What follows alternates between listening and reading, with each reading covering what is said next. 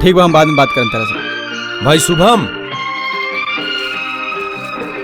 अरे तू कब लिया? कल मामा के साथ सब रिश्ता खत्म करके सीधा तौर पास।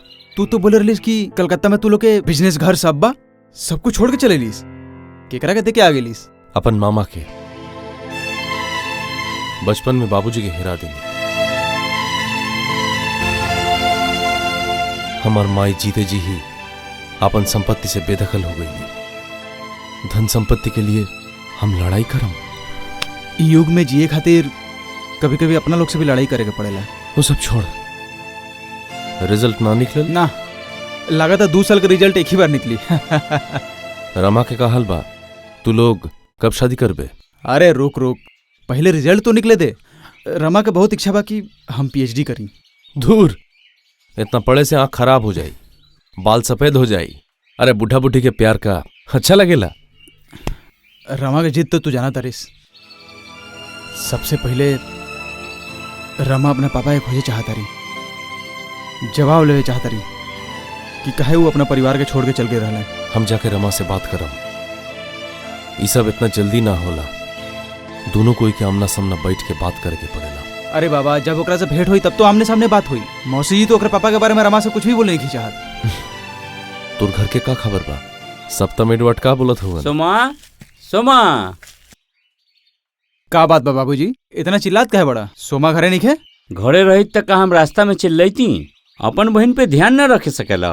कहाँ जाले, का करेले? और जाई भी तो कहाँ? इतना दिन बाद सौरभ आइल बा। के आइल बा? मतलब बाबूजी रमा ओकर फुफेरी बहन सुषमा, हमरा लगा तो वही जगह बिया। बहुत बढ़िया बात बा। सुना, हम तनिका कलकत्ता जाते हैं। ये कुछ दिन भाई बहन मिल के रहिया। हाँ, हम चला तनी, ध्यान रखिया।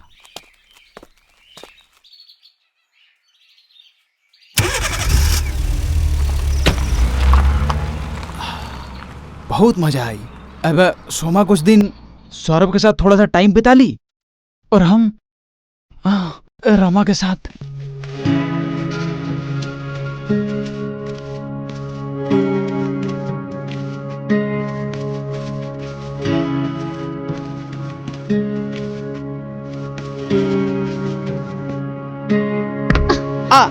अरे बाप रे, गई हमार पैर। उफ, अरे का कह तू?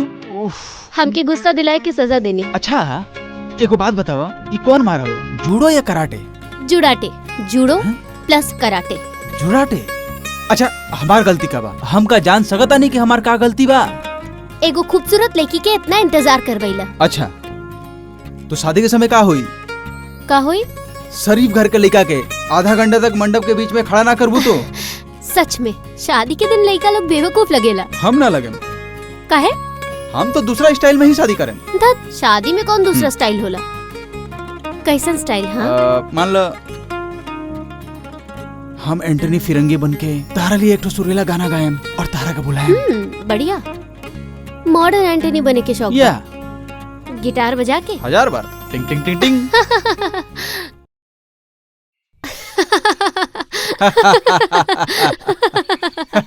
बस एक बाद हुई शादी, कन्यादान इत्यादि इत्यादि इत्यादि।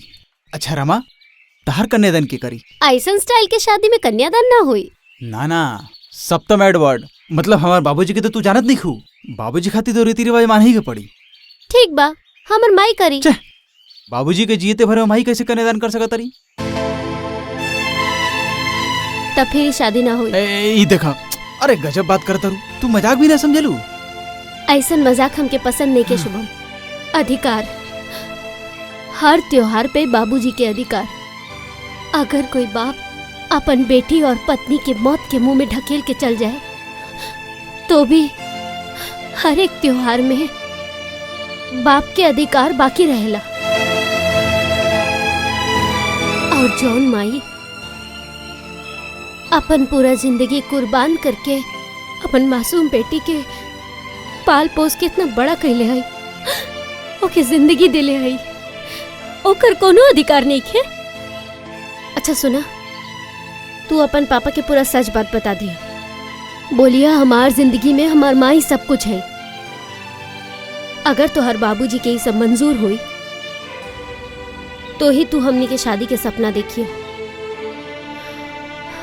और तोहर बाबूजी का बोलन ये हमके कल ही बताइए। कल कैसे हुई? बाबूजी पैसा खातिर कलकत्ता गेल बना।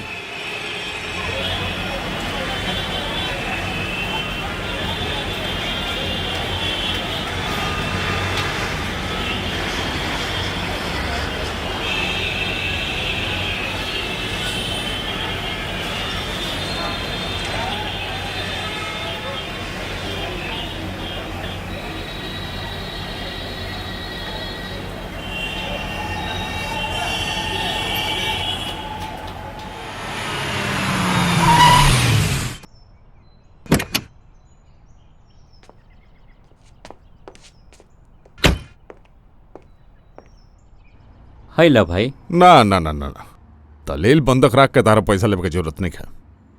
हाई रुपया हम तारा का ऐसा ही देता नहीं सत्य किशन। ऐसा ही? इतना रुपया? हाँ, अरे इतना दिन से जौन घर में रह रहल बड़ा ओकरा प्रति मोह तो स्वाभाविक बा। बाकी हाँ, तार किस्मत अच्छा बा के घर बेचे के बाद मालिक सबसे पहले तोहरे के बतैले। अरे ई मौका के ऊ छोड़ेला भला? खरीद लो, जल्दी से खरीद लो। हमके बहुत खराब लगता। ऐसा ही कैसे ही पैसा ले ली? लड़का तो एमकॉम के एग्जाम देले बा, पास करला से कुछ न कुछ तो नौकरी करबे करी। तो अभी जमीन जायदाद सब लेके हम का करब? अच्छा, ऊ जमीन के कीमत का 1 लाख रुपया होई? ना। ठीक बा, तार दिल के बोझ हम उतार देतानी। ई हम अपने कहाँ रखतानी। बाकी का 10,000 के बदले कहीं 1 लाख रुपया मिलेला? बात तो सही बा। तो चलो एगो समझौता कइल जाओ। बोला। विपाशा हमार बेटी, मतलब हमारे इकलौती बेटी, ओकरे साथ तार बेटा शुभम के रिश्ता पक्का कर दे। तू अपन बेटा के रिश्ता कहीं और पक्का ना करब? बोलो राजी बाड़ो? राजी हूँ।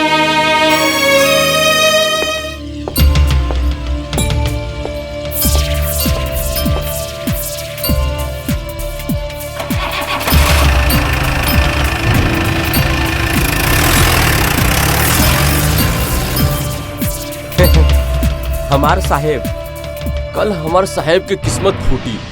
केहू के कपार फूटेला तो केहू के सौरेला। हाँ? एकदम बढ़िया बोलनी। हेलो बिपाशा, आपके लड़की बिपाशा सच में बहुत लकी बिया। कहाँ? अपन लड़की के खातिर सादा और काला दोनों नोट जमा के रखले बड़न। हाँ चलो।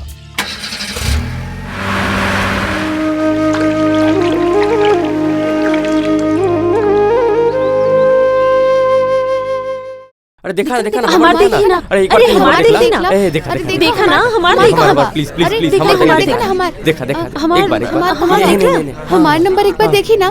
कितना? 8279। देखा तनी। अरे हमार भी एक बार हमार देखला। देखा ना, हमार अरे नंबर देखा देखा। हमार। भैया, ए भैया, शुभम, सुमा बुलावत ये तो। का हो? सुनाई नहीं के देत? वाह वाह वाह वाह वाह, चिल्ला चिल्ला के हमार गला फट गई। आवाज तो देता। इतना चिल्लाए की जरूरत कब?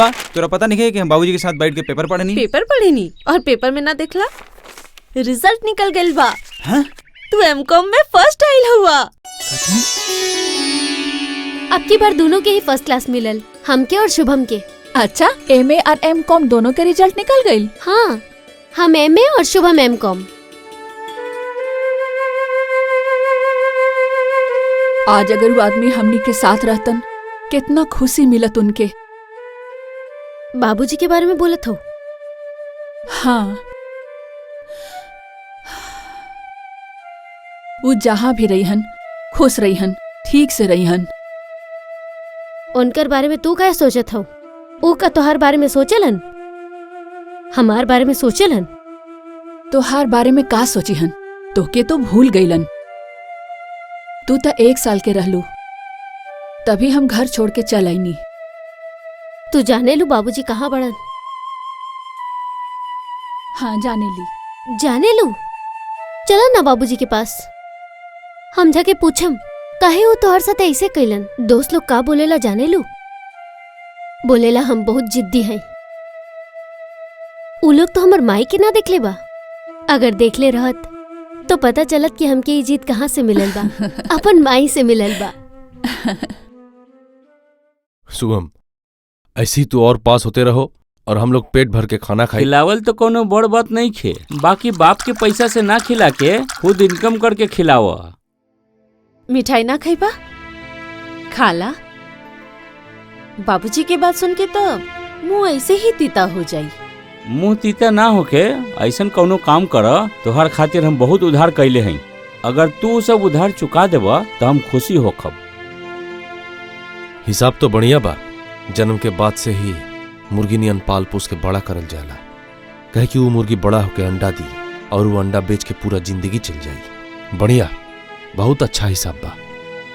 स्नेह, माया, ममता, ये सब सिर्फ किताब में लिखल रहेला।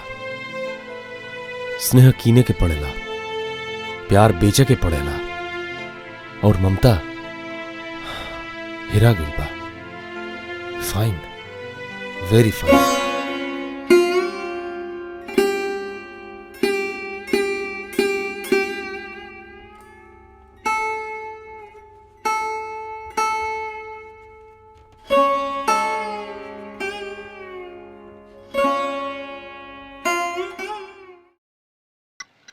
बाबूजी के तो जनबे करेला, अपन मन उदास मत करा। रमा से भेंट कैले रहला? टाइम कहाँ हमारा मिलल हा। ये तो तू अच्छा न कैला, कल सुबह जाके एक बार मिल लिहा। दूजन कहीं घूम आइबा, बस मन ठीक हो जाए।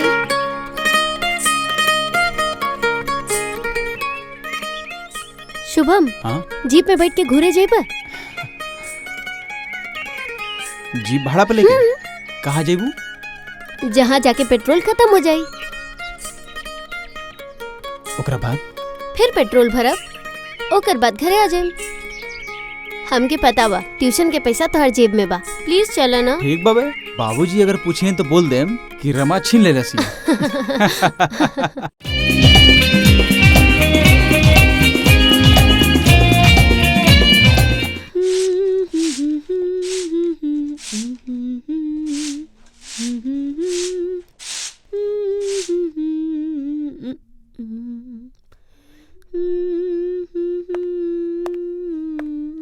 सोमा, तोहर भैया कहाँ बा? भैया तनी माल बाजार गइल बा। माल बाजार? हाँ, बोल के गइल बा अगर ज्यादा रात हो जाई तो कल सुबह ही आई। ओकरा खातिर एगो नौकरी खोज ले हैं। अभी घूमे ना जाए से ना होत। छोड़ा, हम रात के गाड़ी से कलकत्ता जात हैं।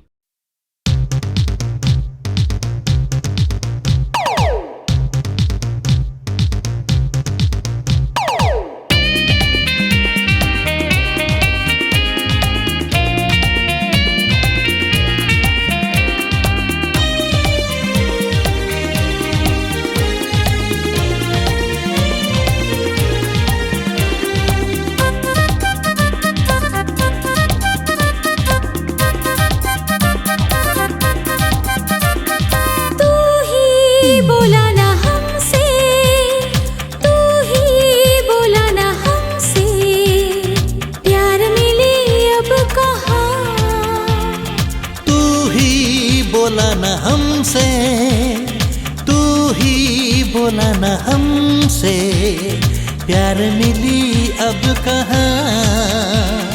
तू ही बोला न हमसे। तू ही बोला।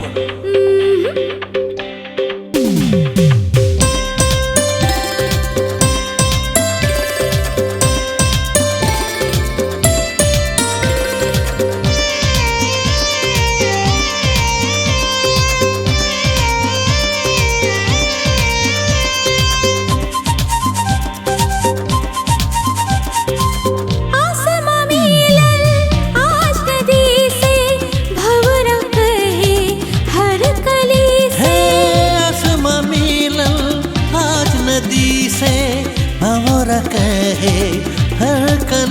हमसे मिले अब जाए हम कहाँ, हाँ हाँ हाँ।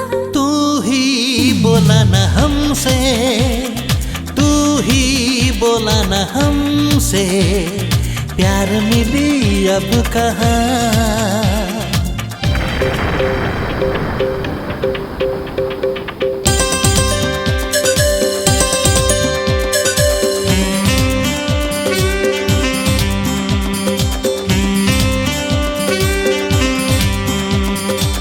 बरखा जाने ना प्रेम के भाषा, दिल में जगल मिले के आशा।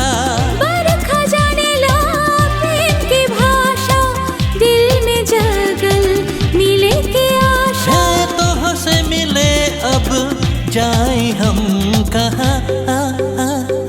तू ही बोला ना हमसे, तू ही बोला ना हमसे, प्यार मिली अब कहाँ। तू ही बोला ना हमसे।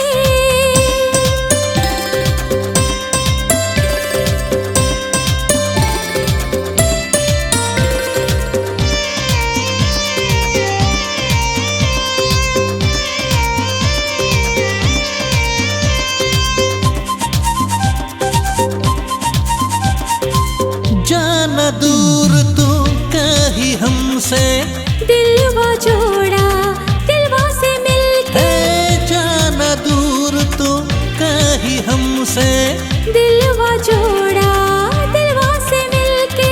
तुझसे मिले अब जाए हम कहाँ। हाँ हाँ।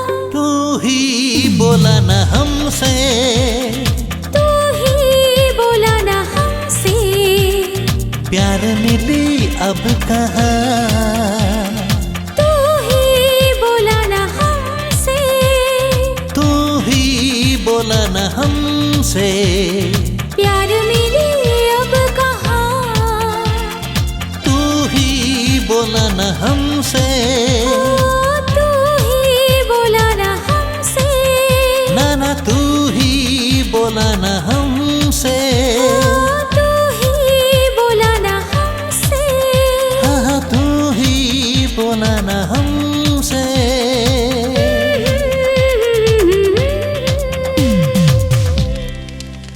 तू जितना जल्दी हो सके शुभम के एजा भेज दो, ताकि दोनों के आपस में भेंट हो जाओ।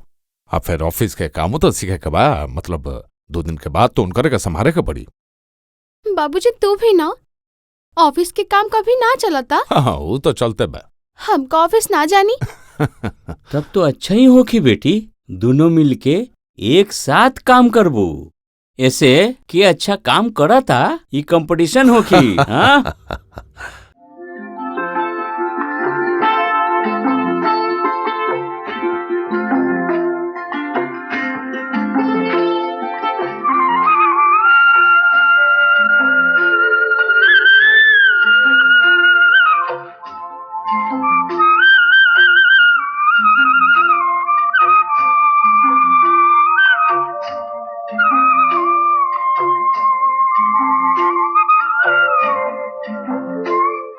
अब सिंदूर पहना लो।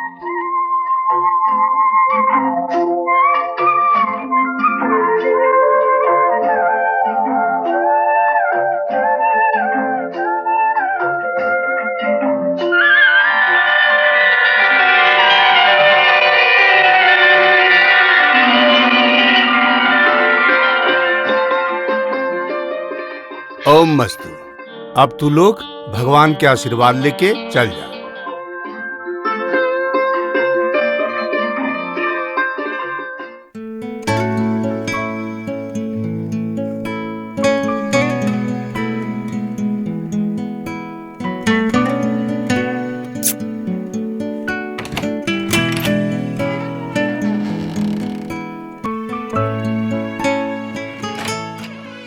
विपाशा,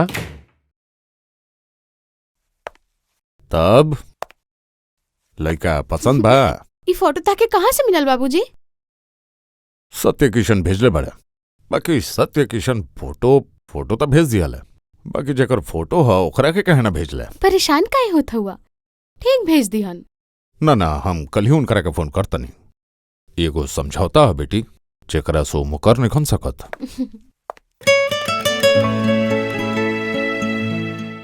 ना, वादा तो पूरा करे के ही पड़ी। शुभम, हाँ बाबूजी। रिजल्ट निकलला के बाद कुछ दिन तो तू बिछौने पे बिता देला। अब परिवार पे तनिका ध्यान द। हाँ सुनो, तहार खातिर एगो नौकरी के इंतजाम कर देले हई। नौकरी? सोचल रहनी है कि डॉक्टरेट करेम। ओसे खाली सर्टिफिकेट मिली, ओसे अच्छा राजीव के कंपनी में काम करबा तो अच्छा पैसा मिली। राजीव हमके चिट्ठी भेजले बा, 2-1 दिन में कलकत्ता जाके तू ओकरा से मिल लो। तो अब का हुई? और का हुई, नौकरी तो करेंगे पड़ी। तू तो नौकरी करबा, पर हम का करम? मतलब हमार तबीयत हमके ठीक ना लगता। बहुत दिन से सोचत रहनी कि तोहके बताई। रमा, अब अरे धर, तू इस सब के बारे में एकदम मत सोचा। हम ओजा जाते ही कहीं रहे के व्यवस्था करके फिर तारा के लेके चलम। माई के अभी तक कुछ ना बताई नहीं, कुछ दिन में तो पता चल ही जाए। कलकत्ता में तू कहाँ रहबा, कौन कंपनी में काम करबा, सब चिट्ठी में लिख के बताइए। तू भी हमरा के चिट्ठी भेजिया। तारा चिट्ठी में लेकिन हम तारा के देखे चाहें। भूल मत जिया, तू हमार पत्नी हो।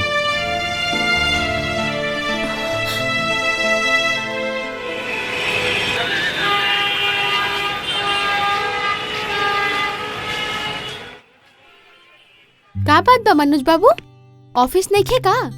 तुहर बॉस तो बहुत पंक्चुअल आदमी बाड़न। सिंह साहब आज फैक्ट्री गइल बाड़न, यही से उ मौका पे ई डिजाइन के रेट हम दे के जाते नहीं। हम बाबूजी के दे दे। Thank you.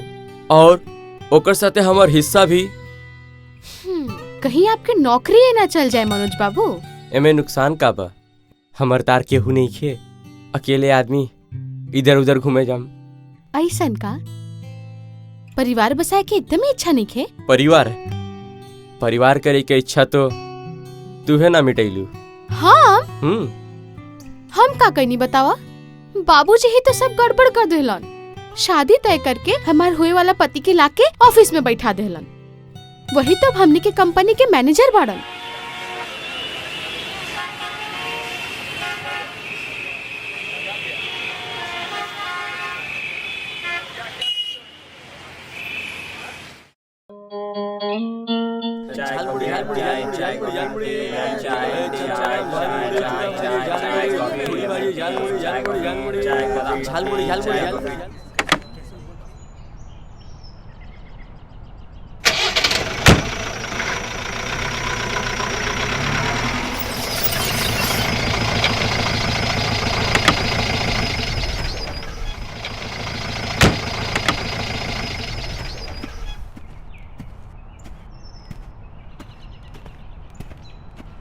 केकर चिट्ठी?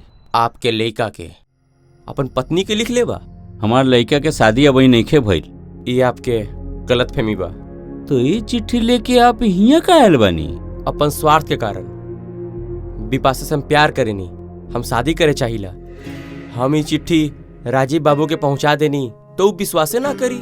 ओकर बाद बिपाशा अपन सौतन के साथ रही, मतलब दुख होई ना। ओकर बाद समझ ले एमकॉम पास करल लड़का जानबूझ के 2 शादी कर लेलस।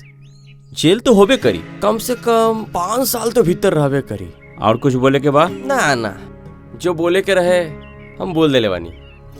अगर हमर साथ शादी ना भइल तो बाकी सब बात तो पुलिस के ही जाके बोलब। ई चिट्ठी जे के लिखले बा ओकर पता लेकिन हमार पास बा। खोजे में हमार ज्यादा समय ना लगी। चल तनी। तारा एजा कोनो दिक्कत नहीं नु? ना, दिक्कत के का बात बा? हई जायदाद जन तू देखा तारा, ये अभी तक तो हमार है, बाकी 2 दिन के बाद ही बिपाशा के नाम पे हुई। बुझाता तार बाबूजी निखन बतावले का? ना तो ठीक बा, धीरे धीरे सब जान जीबा। माई ई दवाई पीला। ना बेटी, दवाई खाए के मन नहीं खे। जिद मत कर माई, डॉक्टर बाबू बोलले बड़न कि तोहके हम ठीक टाइम पे दवाई खिला दी। डरा मत, तहार माई इतना जल्दी ना मरी। तहार पापा जब तोहके छोड़ के चल गईलन तब हम एक बार भी ना सोचनी कि वो कभी भी लौट के ना आईहन। ये सब बात छोड़ा तो उठा उठा, ये दवाई पीला।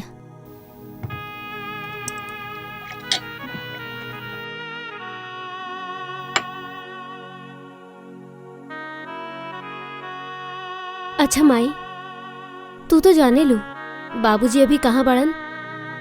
तो हर तबीयत के बारे में सुन के बाबूजी जरूर लौट के आ जाइयन। बोले ना माँ, बाबूजी कहाँ बड़न। तो के हम कितना बार बोलनी हम मर भी जाएम, लेकिन तोहके उनकर पता ना दे। फिर भी तू काहे हम कैसन तकलीफ दे तड़ू बोला तो। अच्छा बाबा, हमसे गलती हो गई, आपसे कभी बाबूजी के बारे में ना पूछम। ठीक बा, अब तू आराम कर।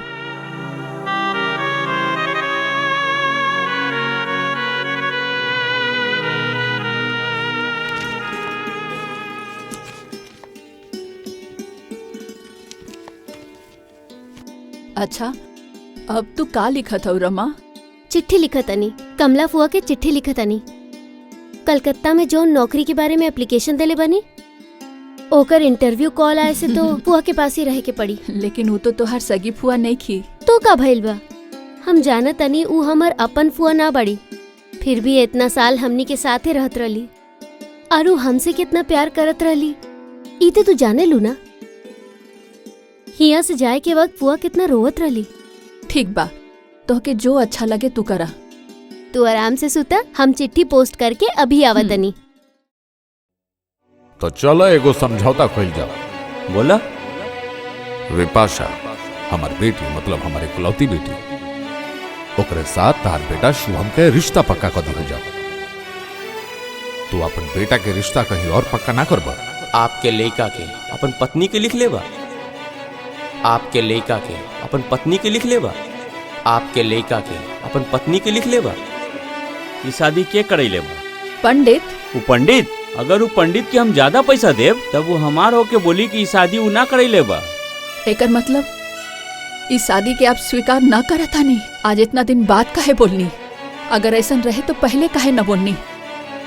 रमा गर्भवती बिया। इहो तो ऐसने बा, मांग में सिंदूर, हाथ में चूड़ी। बाकी आपके कोनो दिन पति के हम ना देखनी। बेटी कबहू अपने बाप के बारे में ना पूछली। जरूरी ना समझनी। बाकी शुभम ही जाने के चाहत रहे। का कहनी? शुभम? हाँ, वो हमरा सामने स्वीकार कैले बा। वो रामा से प्यार करेला, उसे शादी करे चाहेला। ओकरा पहले ओके रामा के बाप के परिचय बतावे के पड़ी। शुभम रमा से शादी कैले बा, ओकर बाप से ना। और एकर अलावा रमा के जिंदगी में ओकर बाप के कोनो जगह नहीं थे। हम ही सब हई, बाबूजी, माँ, सब। नाटक मत करी। जाए से पहले आपके कुछ बतावे चाहनी। मोहल्ला में अभी तक केहू के पता नहीं थे। ऐसे पहले ही अगर आप लोग कहीं चल जाए, हम ये बात केहू के ना बताई। बाकी हाँ, अगर शुभम के साथ रिश्ता बढ़ाए के इच्छा होई तभी लड़की के बाप के परिचय लेके आई। हम चला तानी। का भइल बा माई? माई माई माई माई माई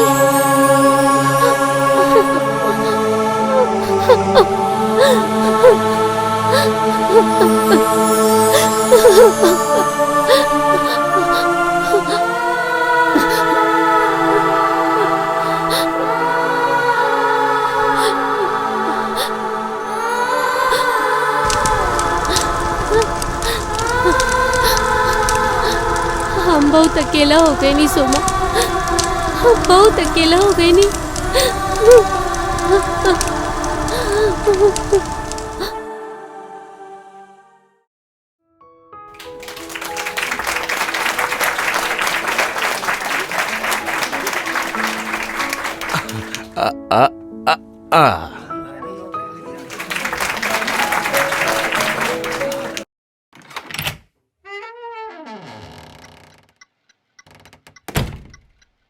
यहाँ काहे आ गइला? ठीक ना लगत रहला। हमार जन्मदिन में तोके ठीक ना लागत रहे? ना ना, मतलब तबीयत बहुत खराब लगत रहला, यही से। खाना ना खइबा? चला चला।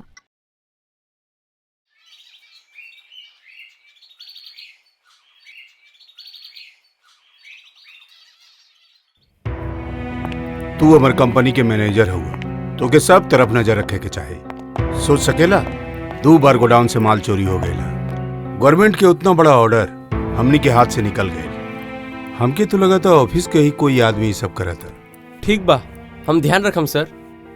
हाँ, आपसे ध्यान रखिए, न तो ये कारोबार हमके बंद करे के पड़े।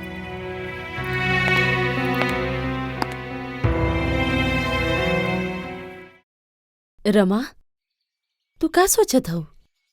सोचत हनी तोहर भैया के अगर एड्रेस मिल जाए तो चिट्ठी लिखबू? लिखे से का फायदा हुई? काहे?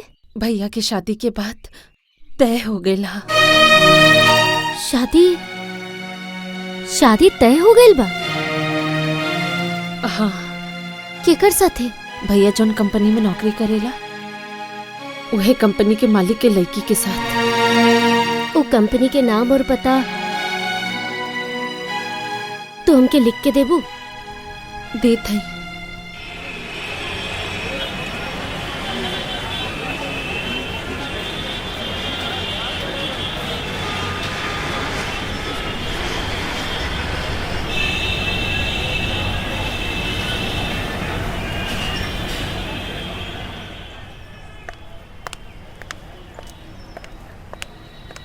अच्छा तनी सुनी, बोला तनी ये एड्रेस तनी बता दे। राजीव घोष 2A गोल्फ ग्रीन। आप सीधा चल जाएं, ओकर बाद बायां घूम के पहला घर। धन्यवाद। हाँ।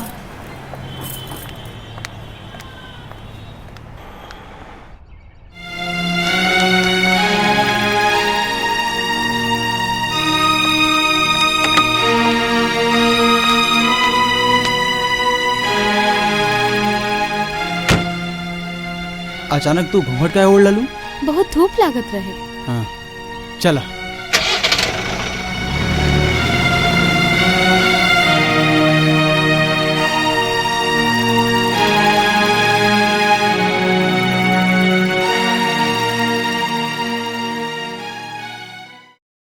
पागल लड़की, दोसर कोई भी तो हो सकेला। राजीव घोष के घरे से माथा पे घूंघट ओढ़ के और के आई फुआ? हम का बताएं बेटी, बड़ा लोग के बड़ा बड़ा बात। कल ही तो हिया आयल बाड़ू, फिर भी तोके देख के माया लागेला। तू अगर हमके यहाँ ना रखतू तो हम कहाँ रहती बोला तो? हम के हैं बेटी, ये सब तो ऊपर वाला करवावत हवन। नया नौकरी मिलल बा, तू मन लगा के काम करा। भगवान हवन ना, तहार भला करिहन बेटी, तहार भला करिहन।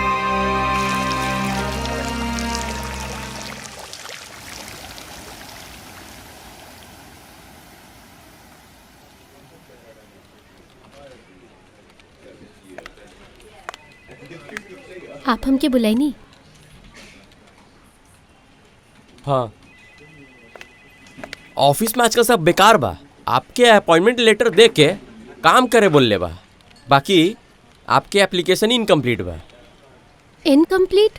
हाँ, आप मिसेस लिख ले बनी, बाकी हस्बैंड के नाम ना लिख ले बनी। देखी ना, आप ही देखी।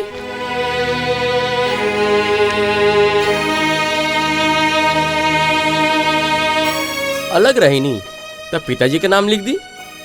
दुनिया के कोई भी देश में नौकरी करे खातिर बाप या पति के नाम जरूरी ना बा। फिर ये देश शायद पृथ्वी के बाहर बा। धन्यवाद, फिर भी हम नाम ना लिखम सर। अगर ये बात आपके बिल्कुल पसंद नहीं है तो आप हमके नौकरी से निकाल सके नहीं।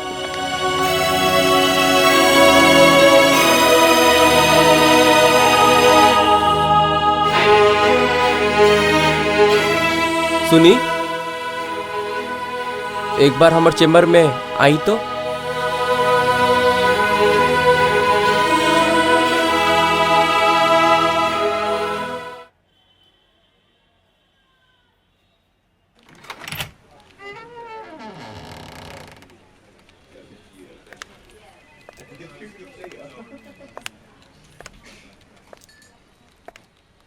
ऐसन वक्त में केहू के भी नौकरी ना देवल जा सकेला। यही से हम बोलत रहनी कि आपके प्रॉब्लम तो हमके पता बा। ठीक बा, आप अपन काम करी, आपके ई मामला हम ठीक सलटा लें।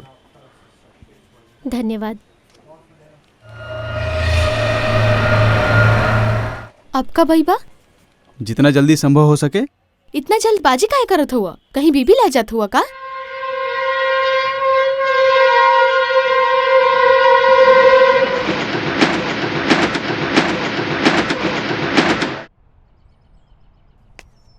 सोमा, का बाबूजी? तोर भैया आयल बाड़न? हाँ। अजीब बात बा, हमरा से भेंट नहीं के कैले। कहवा गइल बा? रमा के घरे। हाँ। रमा चल गई बड़ी। हाँ, सोमा ना जानत रहली कि तू रमा से प्यार करेले। जानत रहे, लेकिन एकरा से ज्यादा हम सोमा के नहीं बतैले। सोमा तो यहाँ कितना बार आयल रहले, वो तो के चिट्ठी में कुछ ना बताइली कि रमा चल गई बिया। ना, इतना बुद्धि बा और ही काम ना कैलो। जरूर कोई रमा के बोलले बा। के बोले हुई? हम बोलले बन। तू बोलला? हाँ, कोनो परिचय नहीं खे, बाप के कोनो ठिकाना नहीं खे। उ लड़की से प्यार करके शादी करके ई घर के बहू बने बा। हमर कोनो मान सम्मान नहीं खे। और कुछ जाने के बा? ना। तहरा का लगा था अब तहर दोस्त की बेटी है शादी करके राजपाट और राजकुमारी एक साथ ही घर में लेके आयम, ठीक तो? हमरा साथ रिश्ता रखे के होई तो यह करे के पड़ी। तहार साथे रिश्ता? हाँ, जब तक हम तहार दोस्त को उधारी ना चुका दी तब तक। ठीक बा। कितना कितना रुपया लगी तू हमरा के बता दिया, हम भेज देम। कहाँ जात हो? पैसा की वजह से जो संबंध जुड़ल बा वो सब हम तोड़ के जाता नहीं। तू अपन बेटा के हमेशा हमेशा खातिर भूल जिया। पैसा एक गद्दी पे बैठ के तू सुख के सपना देखा। चला तनी पुआ। 2 दिन तो छुट्टी ले सकेलू, तबीयत के जौन हालत बा। अगर फिर नौकरी चल जाए तो? तू हमारे बारे में मत सोचा, हमके कुछ ना होई।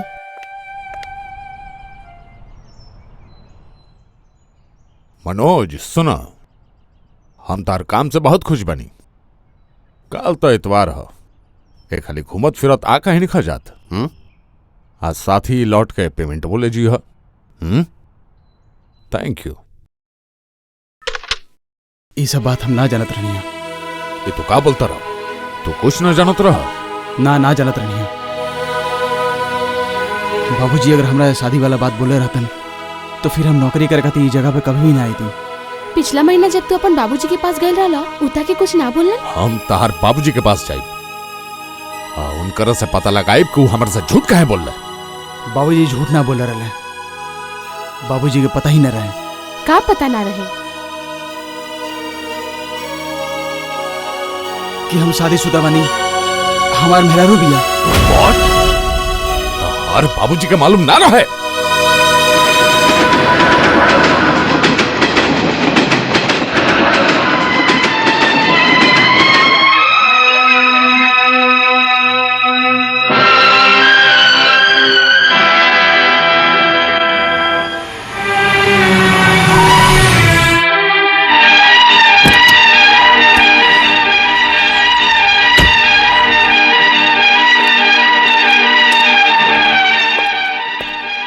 ना राजीव, हमरा मालूम ना रहे। तू हमार बचपन के दोस्त बारा, तोहरा से झूठ नहीं बोलत, सच बोलत है। हमरा मालूम ना रहे। बचपन के दोस्त? बचपन के दोस्त के साथ सौदा करने से पहले याद ना रहे? लड़का बिपाशा से शादी करे एकरा खातिर हम कोशिश कम नहीं कैले। हम खुद रमा और ओकर माई के गांव छोड़ा के देश छोड़ा ले हैं। हाँ, एकरा खातिर बहुत सारा रुपया भी लिया। खैर सुना सत्य किशन, भगवान जन करेलन निमने खातिर करेलन। तहारी लोफर लड़का के साथ ब्याह भइला से बिपाशा के करम फूट जाइत। हमरा के तो माफ कर दा राजीव। तारा के तो हम माफ कइयो देब, बाकी तार बेटा के ना। ओकरा बहुत कुछ पता चल गई बा। का जल ले बा? हमार बिजनेस का सब राज। खैर 1 लाख रुपया के बदले तू अपन बेटा हमरा के बेच ले रहला। 7 दिन के भीतर हमार पैसा वापस चाहिए।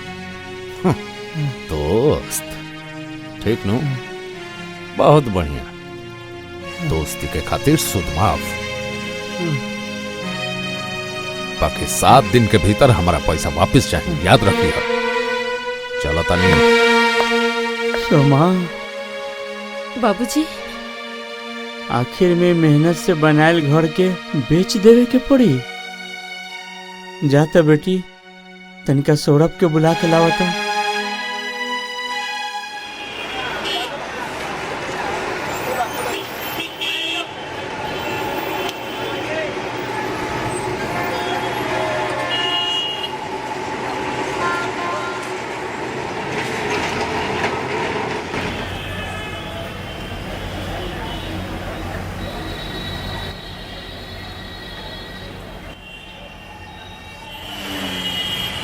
ड्राइवर, गाड़ी रोका।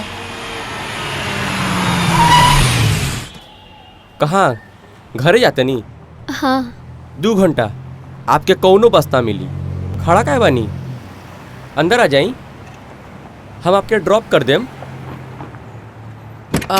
सामने का है, पीछे आई, बातचीत करल जाई। आई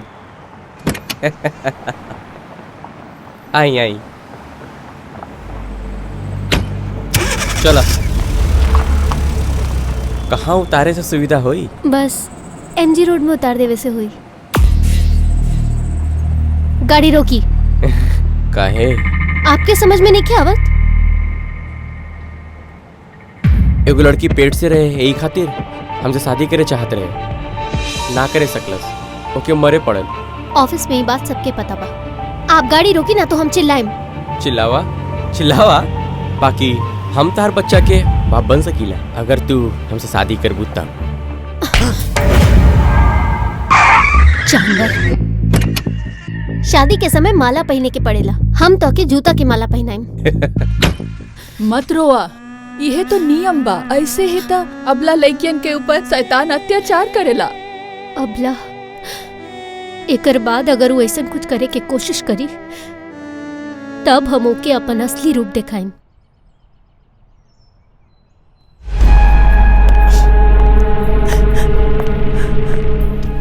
अरे भाई, हमें रोए के का बात बा? रोएम ना, हम तोहर शादी करल पत्नी हई और हमरा के तो ये सब गलत काम करे के बोला तारा। गलत क्या समझे तू? खतरनाक सरकारी ऑफिसर बा। सिर्फ ओकरा साथे अगर तू एक रात बिता लेबू तो हम खुद के ही एगो बड़ा कंपनी खोल देम, समझ लू? अरे आजकल के युग में तो ये सब मामूली बा, समझ लू? मामूली।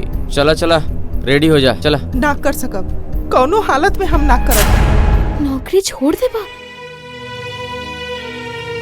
हाँ, जो उम्मीद लेके तार बाबूजी हमरा के काम देले रहले वो तो हम कभी पूरा ना कर पाएम। बेवजह अपने आप के अपराधी समझे का फायदा बा? बाकी तो हर एगो कर्ज तो अभी भी बाकी बा। वो कर्ज कैसे चुकाई बा? कर्ज? हाँ कर्ज, 1 लाख रुपया के। हाँ, बाप के कर्ज तो लड़का ही चुकावेला। 1000 बार एक साथ तना चुका पाएम। धीरे धीरे सारा कर्ज चुका दें। बाकी वो पैसा तार बाबूजी के ह कि ना ये एक बार पूछ लिया। मतलब? व्यवसाय करे खातिर अंधेरा और उजाला यही दोनों रास्ता पकड़ के चले के पड़ेला। तू लोग के व्यवसाय के असली सच्चाई हम जान गल बनी और ये जाने के बाद ही बोला तानी।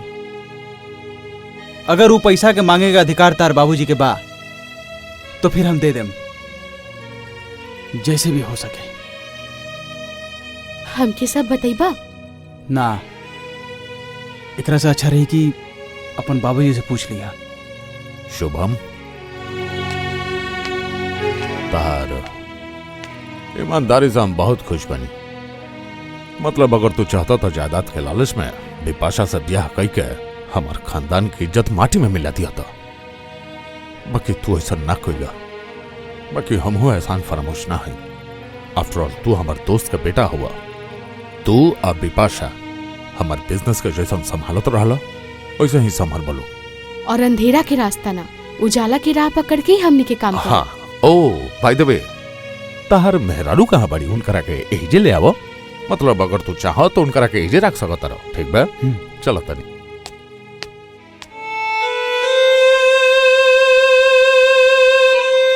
कहाँ खोजी? वो अगर खुद से कोई खबर ना दी तो इतना बड़ा धरती पे हमरा माया कहाँ जाए खोजी? अगर तहार प्यार सच्चा होई तो उता के जरूर मिल जाई। विजय बोले सर। प्रूडेंशियल कप तो खत्म हो गई बा, तो फिर रोज लेट का है? ट्रैफिक सर, ट्रैफिक, रास्ता जाम रहेला। खड़ा खड़ा पूरा हम थक जाएनी। ओकरे बाद दुकान में बैठ के कुछ खाए पड़ेला। ओकरे बाद ऑफिस। अच्छा, रमा कहाँ गई बिया? बुझा तो टॉयलेट गई बिया। ऐसे बोली है, अब भी एमडी बुलावा थोड़ा। अच्छा।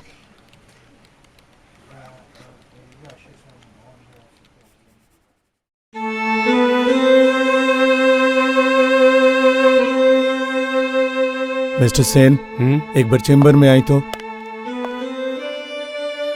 बेटी, तू बिल्कुल भी चिंता मत करिए, हम सब इंतजाम कर देंगे।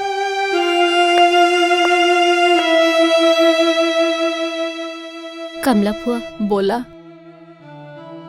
घरे ना जेबू? तहार ऐसन हालत में ताके छोड़ के हम कैसे जाई बतावा?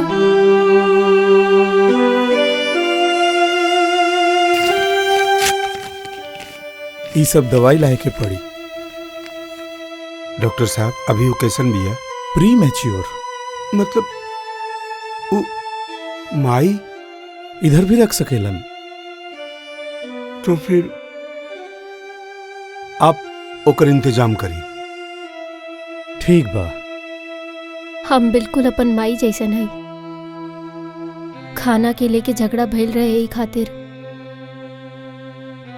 पापा घर छोड़ के चल गइलन। हम पापा के कभी ना देखनी।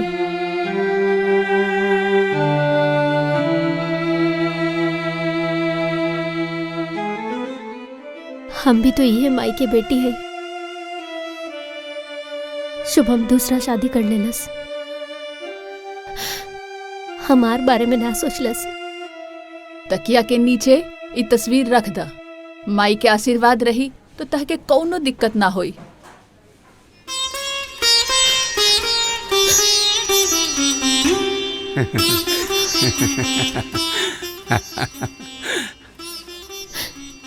जितना भी मॉडर्न बन जा, तकिया के नीचे चाहे भगवान के फोटो न तो आशीर्वाद के फूल, ये सब तो रखे के ही चाहे।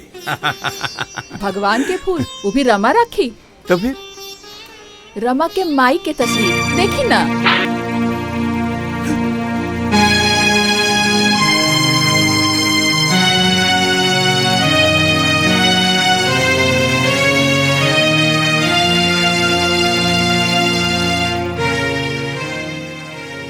रोज रोज ही दारू पी के आईबा तो खाए के इच्छा कहाँ से करी? इच्छा वो सब के तू खाना बोले लो? अरे बाबा, दिन रात अपन बेटी के लेके व्यस्त रह लो। हमार तरफ देखे के समय बात तो हर पास। का बोला? ठीक ही बोला था। नहीं, कल से हम घरे खाना ना खाए। मत खा, जहाँ खाईबा उन्हें रहे के इंतजाम कर लिहा।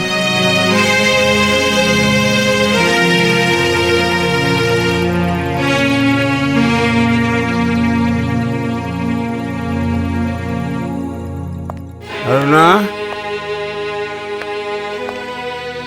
अरुणा, कहाँ चल गई? अरुणा,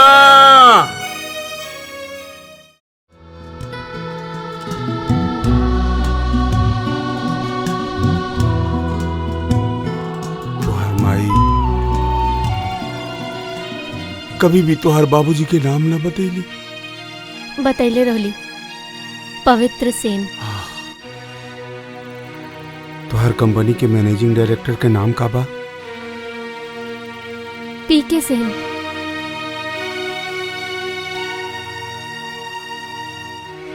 तू बहुत पढ़ल लिखल हो ना? तोहर माई तोके एमए पास करवेले है। पीके मतलब पवित्र कुमार सेन, ये बात तू समझ ना सकलो। समझ पू कैसे?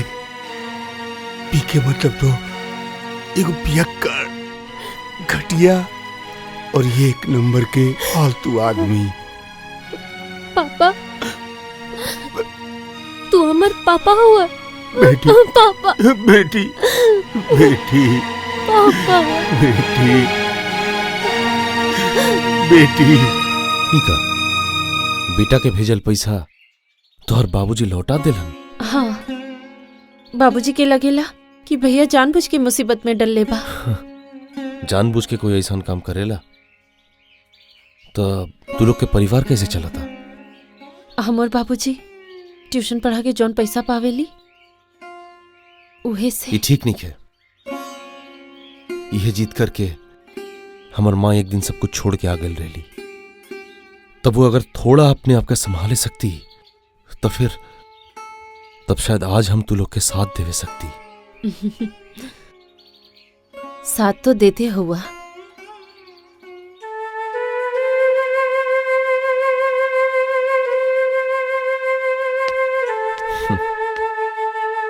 बिना कुछ करे सब कुछ सिर्फ हम देखा तनी। इका साथ देवल भइल। सोमा,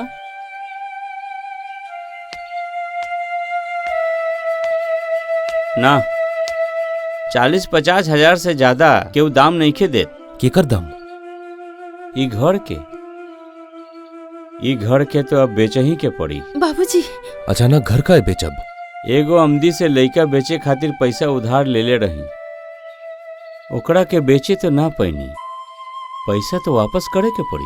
ना तो हमरा के चोर ना बोली। चाचा जी, सब बदनामी तो मिलल बा, बाकी रहल चोर चिटिंगबाज बोले के। ई उम्र में ई बदनामी ना बर्दाश्त करे सकब सौरभ। ई बदनामी से हमरा मुफ्ती लेवे के पड़ी।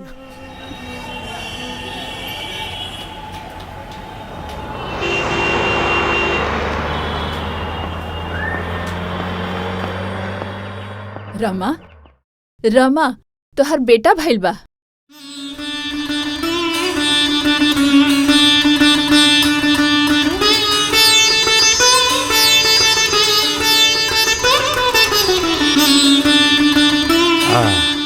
बेटी के अब अपने से जुदा ना करम। कमला फुआ के हम बहुत मिस करम पापा।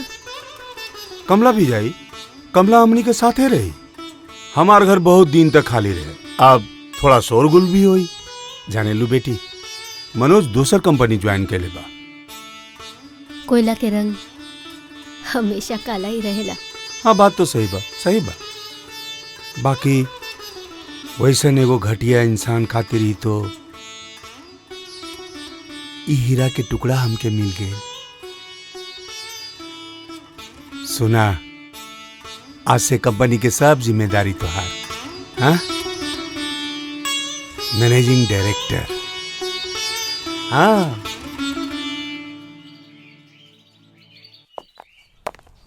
माल तो हम लोग बहुत पहले डिलीवर कर देती, बाकी आपके इंस्पेक्शन खातिर इंतजार करत रहली। जब तक रिपोर्ट ना मिली आप लोग तो माल ना ले। रिपोर्ट तो हम ओके करके रख ले वाले। थैंक यू मिस्टर सर। सेन। बाकी प्लीज माइंड इट, परसों ही डिलीवरी के लास्ट डेट बा। अच्छा ठीक। ध्यान रखिए माल होकर पहले ही पहुंच जाए। ओके। ना तो नेक्स्ट लोएस्ट रेट घोषण कंपनी के बा। हाँ, उ लोग तो रेडी होके बैठल बाड़न। ना तो माल हमनी के उहे लोग से लेवे पड़ी। Thank you. आपकी रिक्वेस्ट हम मननी मनोज बाबू, एकदम लास्ट डेट में हम इंस्पेक्शन कैले बानी।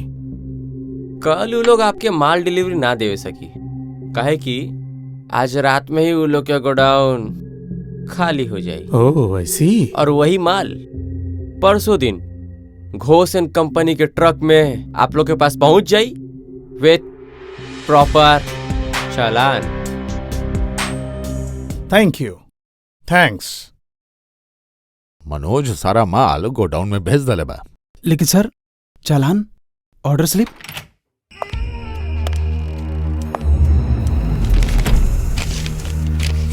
अरे हमरा के कहे देता रे भाई, अब से यह तार बॉस हवन, यह साइन करी है। हमारे चल रहे हुए आज जौन आदमी गिरफ्तार भइल बा वो हमरे आदमी है। हम ही ओकरा के सिखैले रहनी कि तहार वर्क ऑर्डर पुलिस के सामने पेश कई के यह बयान देओ पुलिस के सामने कि तहरे कहला पर चोरी भइल बा। अब अगर हम विपाशा से शादी करके तैयार हो जाई तो फिर शायद मामला ही शांत हो जाई। एगो मुजरिम के साथ अपन बेटी की शादी नहीं करवा सकत। आ जाइए ऑफिसर।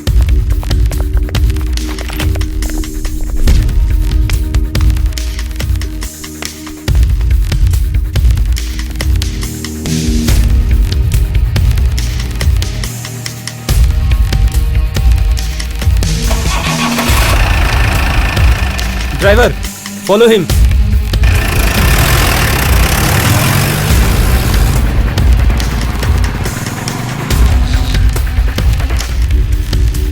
रविश जल्दी चलावा।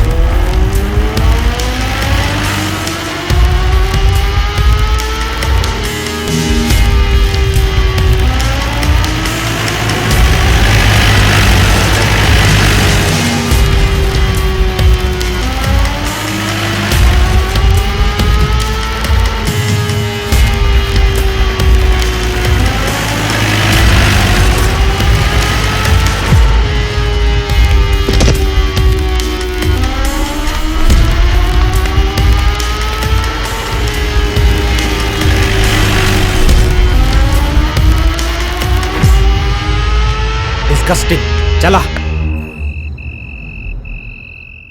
हमके बुलाइला बाबूजी? हाँ बेटी, तू के चिट्ठी लिख द, वो आके घर के इंतजाम कर ली और राजीव के कर्जा भी चुका दी। ओकरा बाद रमा के खोज के लाई। तू ज्यादा मत सोच, रहे खातिर एगो जगह शुभम ठीक ढूंढ ली। ओकरा बाद सौरभ के साथ तोहर शादी करा के हमर छुट्टी, हमर ड्यूटी खत्म हो जाई। हम अभी भैया के टेलीग्राम कर देते हैं बाबूजी। तू ही बोला ना हमसे, तू ही बोला ना हमसे, प्यार मिली अब कहाँ, आसमां मिलल आज नदी से, भंवर कहे हर कली से, तोह से मिले बोला अब जाई कहाँ, तू बोला ना हमसे, तू ही बोला ना हमसे, तू ही बोला ना हमसे।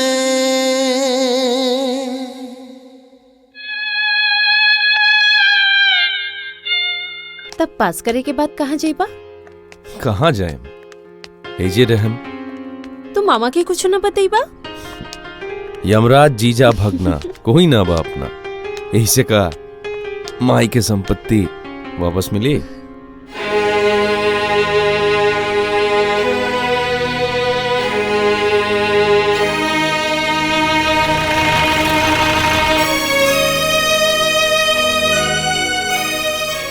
शुभम चोरी कैले बा?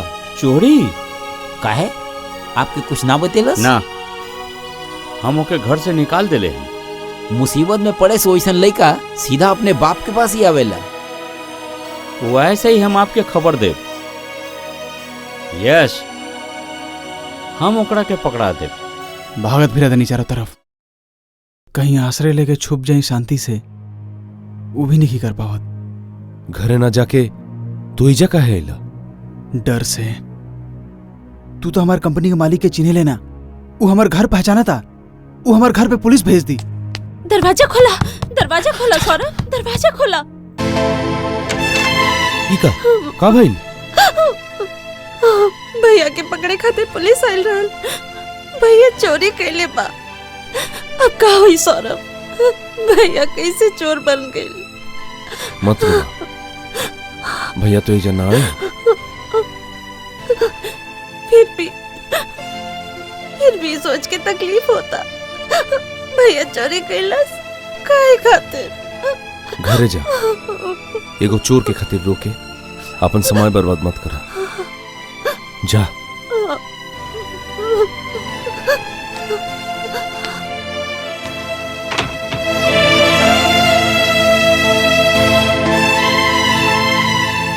बढ़िया नो, हमारे एकमात्र बहन और हमार वह बहन हमारा बारे में ये सोच के बैठल बिया कि हम चोर हई।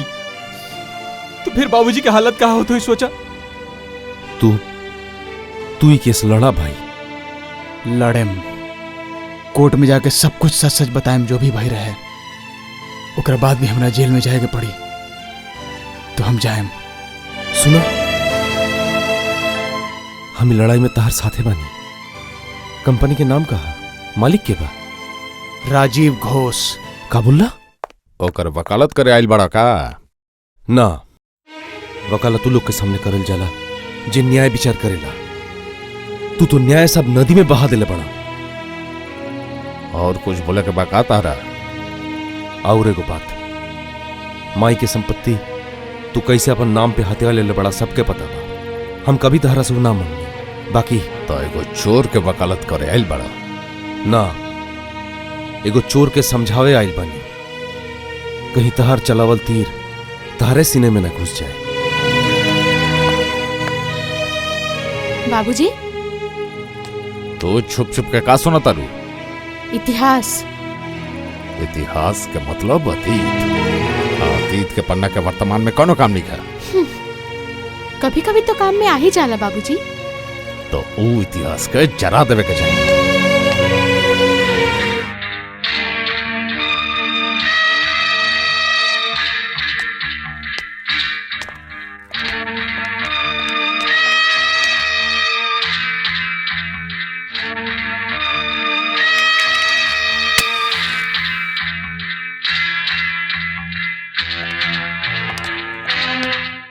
लुक्का छुपी खेला था, लुक्का छुपी, लुक्को छुपी। अच्छा, खाना कब खाई? एक देख के तो लगा था भूख लगल बा। बस अभी। मैनेजिंग डायरेक्टर कैसन लगा था? दिन में ऑफिस और रात में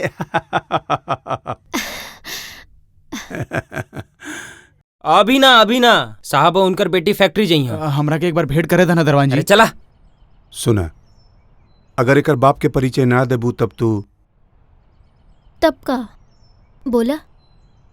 जब सब जिम्मेदारी हमार बा तो अधिकार भी हमरे होई।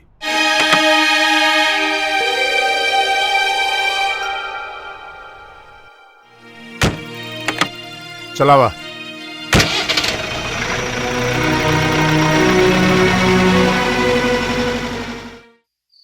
एक बात बोल सकेला सौरभ भैया? का? हुआ के सारा संपत्ति तू काहे ऐसे छोड़ देला? का हुई ये सब मांग के? मामा अकेले रहतन तो मांगती, लेकिन तू हो तो बड़ू। हमर तो एक ही को बहन बा।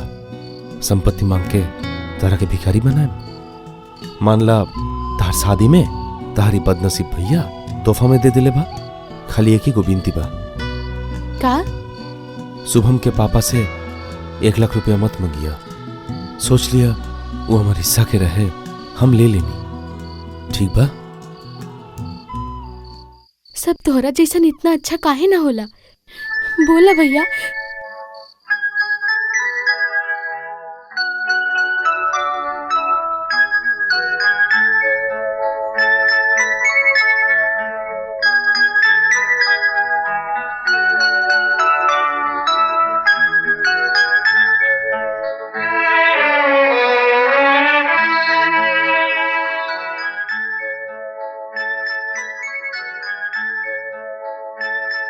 अरे कहाँ जाता रहा? दरवान जी वो बचवा के एक बार देखे था ना।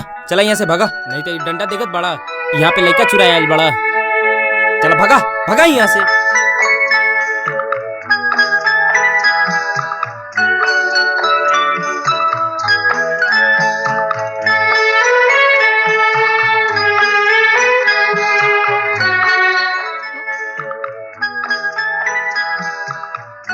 बहादुर क्या आयल रहे?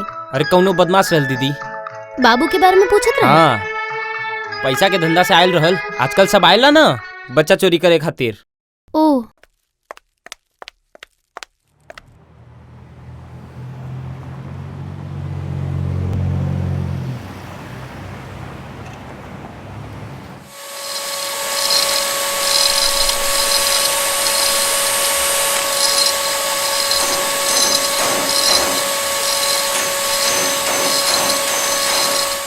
अब शायद हमनी के शादी में तोहके कोनो दिक्कत ना होई। दिक्कत करे से का तू हमके छोड़ देबा? तोहर पहला प्रेमी के पास से बहुत मुश्किल से तोहके छीनले हैं। बोला अच्छा भल के शुभम के एगो बीबी रहे, हमसे शादी करे तो के जेल हो जात। कितना दिन और भाग के रही। एमकॉम पास करके जेल में चक्की तो पीसे ही पड़ी। शादी से पहले ये सब कुछ ना करे के चाहिए। शायद कभी ये भी सुने के पड़ी कि तोहरो एगो बीबी बिया। तो फिर हमसे मजाक काहे कइलू? हमर पत्नी बिया बोल के ये बात याद रखिया। अगर वो कभी भी एलस तब तू का करबू बेटी? वो अकेले ना आई, अगर कभी आई भी तो अपन पत्नी के साथ आई। ये तू का बोलत हो? ठीक बोला तनी पापा, हम अपन आँख से देख ले बानी। वो अपन पत्नी के साथ घूमे जात रहे। कहाँ देख ले हो? तू उठ काहे गेलू? ना बतेलू कहाँ देख ले हो? बाबू रोवता, सुनाई नहीं के दे? भूख लगल बा। ओके भूखा थोड़े रखम। हमरे लालच से हमर लड़का के हाल भइल। अब हम कोनो काम में ना रोकब और कभी भी ना रोकब। आप एकदम मत सोची। शुभम के बेकसूर साबित करे के सब जिम्मेदारी हमार बा। इतना दिन आप लोग के ना बताईनी। राजीव बोस हमार मामा होवन, उनकरा के राजी कराए के सब जिम्मेदारी हमार बा। लेकिन जौन कंपनी केस कैले बा वो लोग के का बोलबा? असली चोर के हम गिरफ्तार करवा देम। मनोज, खबर मिलल तारा? पवित्र के नाती के बर्थडे सेलिब्रेट होता। अब सिक्किम में 30,000 टन जीआई पाइप डिलीवर करे के समय आ गइल बा। का करबा? हाँ? ना ना ना ना ना, हमारा बुझाए से नाती के बर्थडे पे ही पी के सेंड के गोडाउन तू खाली कर दा। आप कुछ मत सोची, हम सब संभालने में जा। Very good.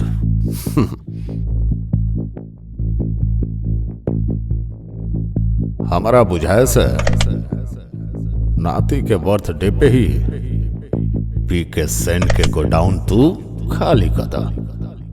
पी के सेंड के गोडाउन तू खाली कर दा।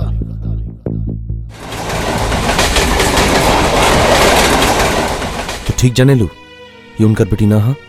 हाँ, इतना दिन जानत रहनी। नाम का बा पता बा? रमा दत्त। भैया, शुभम के चोरी के मामला हम देखा तनी। ओकर बाद रमा भाग के जाई कहाँ? आज अगर एक पापा रहत ओकर बात रहे दा पापा।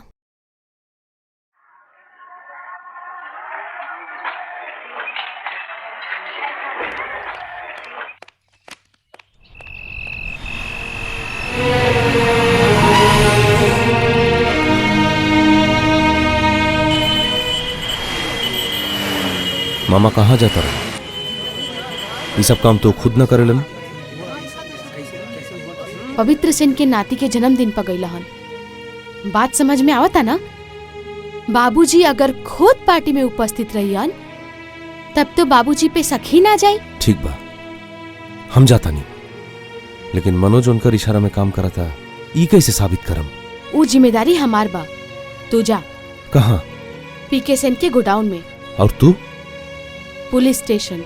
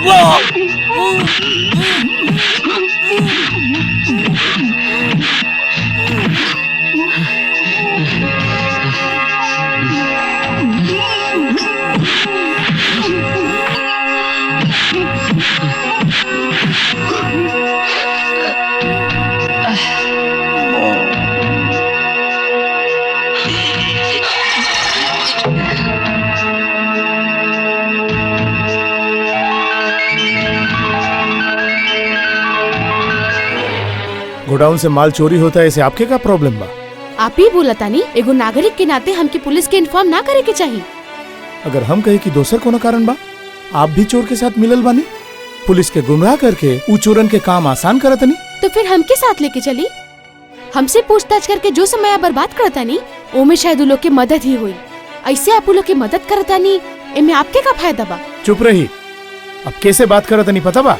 हाँ, एगो पुलिस ऑफिसर के साथ है जो अपन दायित्व के शायद पूरा पूरी भूल गई बा। हम आपके लॉकअप में बंद करके रख सकते नहीं, पता बा?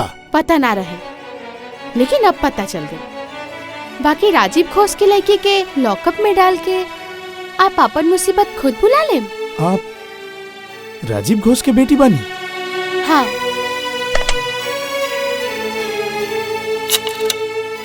फोन कैला से ना उठाई हम, काहे कि वो अभी पवित्र सेन के वहाँ पार्टी में गई बड़ा।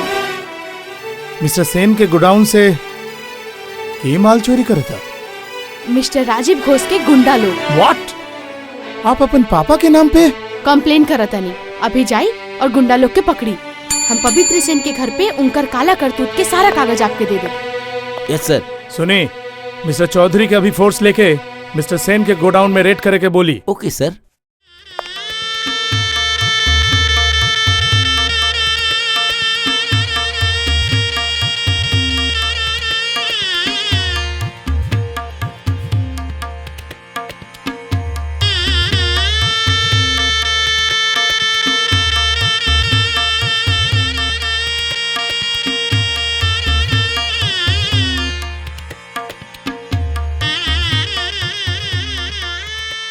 दरवान जी, ई घर पे आज का होता है? मालिक के नाती के जन्मदिन बा।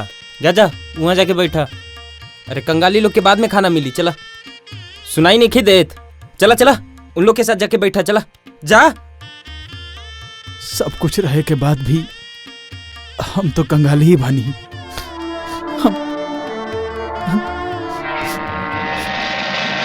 जल्दी जल्दी जल्दी।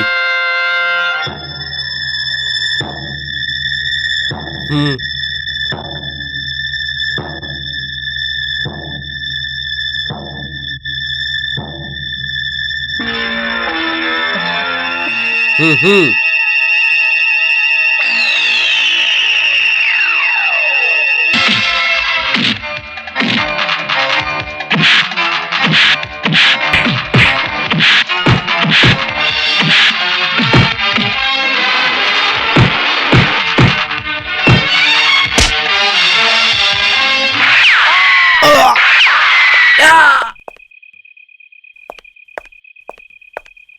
You are under arrest Manoj बाबू। थैंक यू सौरभ बाबू, सबूत के साथ पकड़ा गया। चला।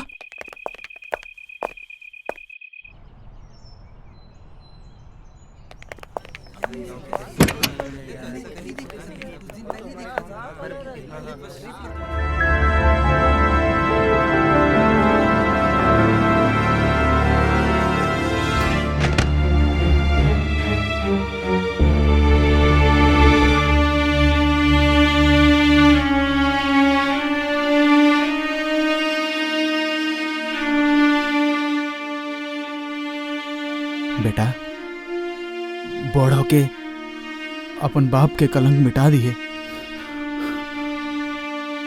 तोर बाप चोर ना हा, हम चोर ना हई, चोर ना हई। ई झूठ बा, तोहार कलंक कोई ना साफ करे सकी। इस सब के का मतलब? चोरी, दूसर के संपत्ति अपन नाम पे करल क्राइम बा। तहार इतना हिम्मत, सबूत बा तारा पास? सबूत? सॉरी बाबूजी, हमने के दोनों लोग ही प्रायश्चित करत आनी।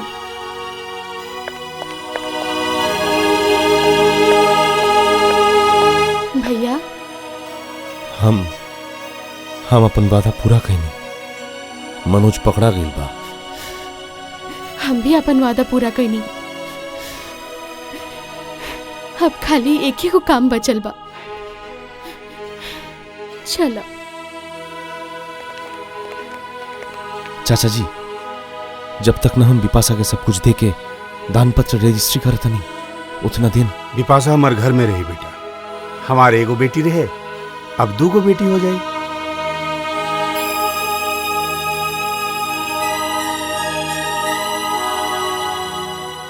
रमा, ईला तुहार अमानत।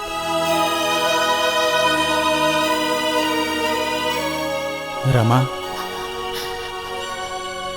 तू हमारा तरफ मुड़ के देखबू ना? कौन मुंह से तोरा के देखी? हम तोरा के इतना तकलीफ देनी। हमारा वजह से तारा का कम तकलीफ भइल बा? रमा, ए रमा,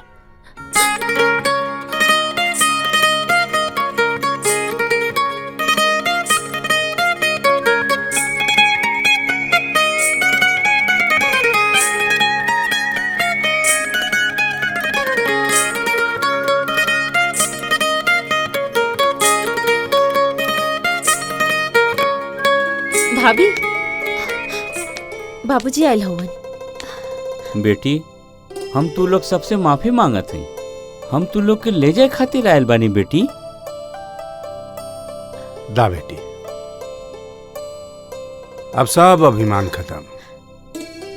तुहार लोग के टूटल परिवार के हमारी नाती ही फिर से नया से जोड़ दी। चला। बोला ना हमसे, तू ही बोला ना हमसे, प्यार मिले अब कहाँ। तू ही बोला ना हमसे, तू ही बोला ना हमसे, प्यार मिली अब कहाँ।